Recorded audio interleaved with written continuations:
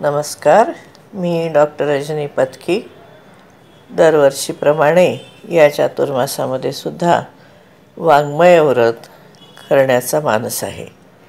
यावर्षी आपण श्री विष्णू पुराण थोडक्यामध्ये पाहणार आहोत.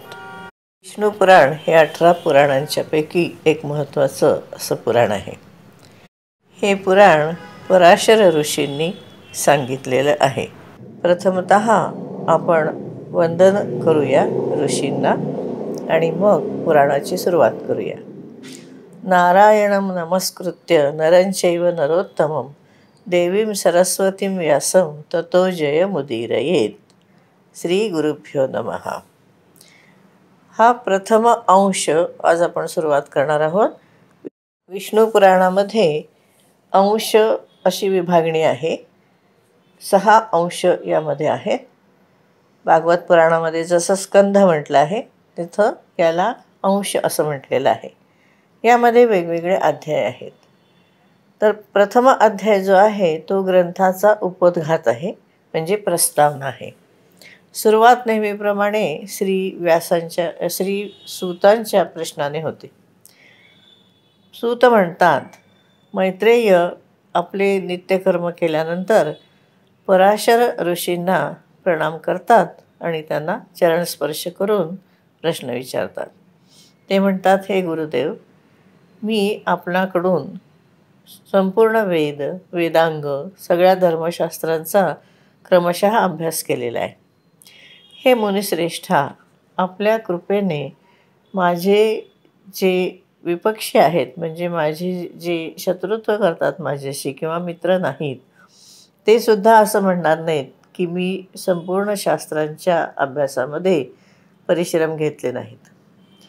हे धर्मज्ञ, हे महाभाग, मी आता या जगाची उत्पत्ती कशा प्रकारे झाली आणि दुसऱ्या कल्पामध्ये प्रारंभी ती कशा प्रकारे होईल, तसंच या संसाराचं उपादान कारण काय आहे, हे संपूर्ण चराचर कशाने उत्पन्न झाले, कशामध्ये लीन होते आणि नंतरसुद्धा कशामध्ये लीन होऊन जाईल, तसेच सर्व प्राणीमात्रांचा परिमाण, समुद्र, पर्वत, देवता यांची उत्पत्ती, पृथ्वीचं अधिष्ठान, सूर्य आदीचं परिमाण, त्यांचा आधार, देवता वगैरे त्यांचे वंश, मन्वंतर, 4 युगामध्ये असणारे कल्प, त्या कल्पांचे विभाग, प्रलयाचं स्वरूप, युगांचे संपूर्ण वेगवेगळे धर्म, देवर्षी आणि राजर्षींची चरित्र,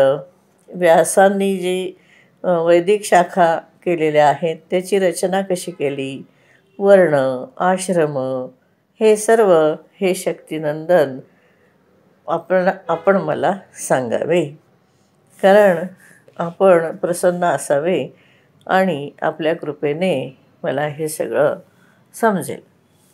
तेव्हा श्री पराशर म्हणाले की हे धर्मज्ञ मैत्रेया, मी माझे जे आजोबा श्री वसिष्ठ मुनी त्यांनी जे वर्णन केलं होतं, तर ते पूर्वी जसं केलं होतं तशा प्रसंगाची तू मला आठवण करून दिली. मला खूप आनंद झाला. हे मैत्रेयी, जेव्हा मला समजलं की माझ्या वडिलांना म्हणजे शक्तींना विश्वामित्राच्या प्रेरणेने राक्षसांनी खाल्लं, त्यावेळेला मला खूप राग आला आणि राक्षसांचा विध्वंस करण्यासाठी मी एका यज्ञाला आरंभ केला.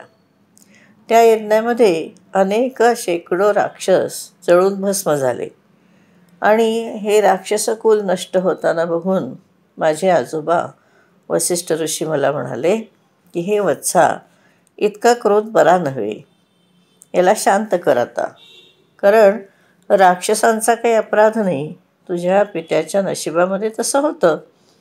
क्रोध हे मूर्ख लोक क्रोध करतात. जे विचारी आहेत, विवेकी आहेत, ते असा क्रोध करत नाहीत. तेव्हा क्रोध कोणाला मारतो? पुरुष स्वतःच आपल्या नशिबाची भोग भोगत असतो. हे प्रिय नातू माझ्या, हा जो क्रोध आहे तो मनुष्याने अतिशय कष्टाने संचित यश जे प्राप्त केले किंवा तप प्राप्त केले त्याचा तो नाशक आहे. तेव्हा हा लोक आणि परलोक दोन्हीचा नाश करणाऱ्या क्रोधाला तू जागा देऊ नकोस. म्हणून तू शांत हो.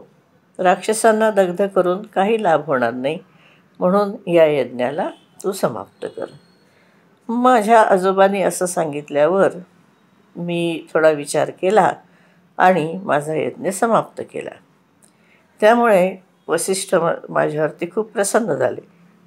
एवढ्यात काय झालं की ब्रह्माजीचे पुत्र पुलस्त्य ऋषी तिथं आले. हे मैत्रेया, माझ्या आजोबांनी म्हणजे वसिष्ठ ऋषींनी त्यांना अर्घ्य दिला. जे पुलह ऋषींचे ज्येष्ठ भ्राता पुलस्त्यजी यांनी आसन ग्रहण केलं.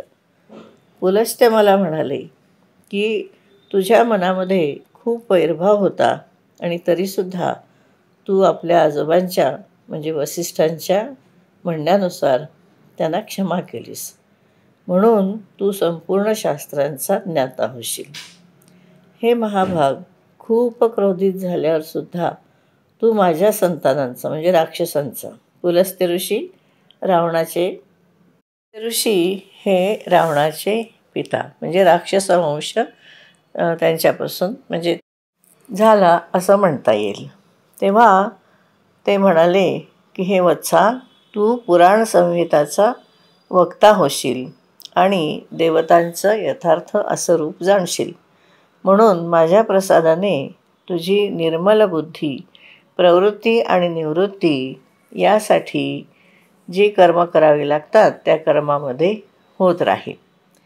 मग माझे आजोबा वसिष्ठ म्हणाले की पुलस्त्यजींनी जे सांगितलं ते सगळं सत्य होईल. हे मैत्रेय, अशा प्रकारे पुलस्त्यजी आणि वसिष्ठजी यांचा जो संवाद झाला त्याचं मला स्मरण झालं. म्हणून हे मैत्रेय, तू जसं मला विचारलंस त्यावरून मी संपूर्ण पुराण संहिता तुला सांगतो. नीट लक्ष देऊन ऐक. हे जगत विष्णूपासून उत्पन्न झालं, विष्णूमध्ये स्थित आहे आणि यामध्येच स्थिती आणि लय यांचे करता आणि तसेच हे जग म्हणजे सुद्धा तेच आहेत. धन्यवाद.